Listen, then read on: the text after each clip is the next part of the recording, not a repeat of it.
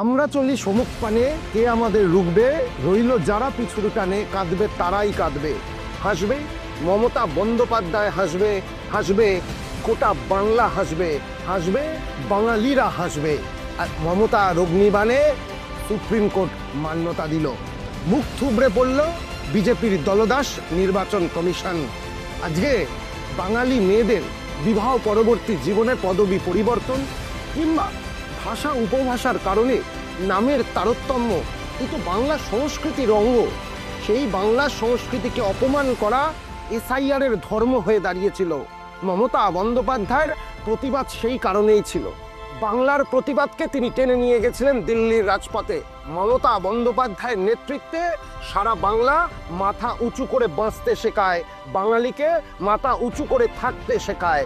আজকে তার ফলস্বরূপ সুপ্রিম কোর্টের মহামান্য বিচারপতি যে বাগচি তাকেই সম্মান দিল, তাকেই মান্যতা দিল। তিনি বললেন যে মাইক্রো অবজারভাররা কখনো চূড়ান্ত সিদ্ধান্ত গ্রহণ করতে পারবে না। তিনি বললেন যে যোগ্য কর্তৃপক্ষ দ্বারা ইস্যু যে কোনো তথ্য কমিশনকে গ্রহণ করতে হবে। আমাদের সর্বভারতীয় সাধারণ সম্পাদক শ্রী অভিষেক বন্দ্যোপাধ্যায় গতকাল এক আগুন ঝরানো কবিতা লিখেছিলেন। সেই কথা ধরে বলতে হয় যে যে শাসক আজকে অহংকারের কথা বলে, যে শাসক মানুষের কথা শোনে না, যে ক্ষমতা আজকে মানুষকে তুচ্ছ মনে করে, ইতিহাস কিন্তু তাকে কখনো ক্ষমা করে না। অভিষেক বন্দ্যোপাধ্যায় প্রতিবাদের মাধ্যমে আগুন জ্বালিয়েছিলেন, দিল্লির রাজপথে আগুন জ্বালিয়েছিলেন, কালকে কলম ধরেও আগুন জ্বালিয়েছেন।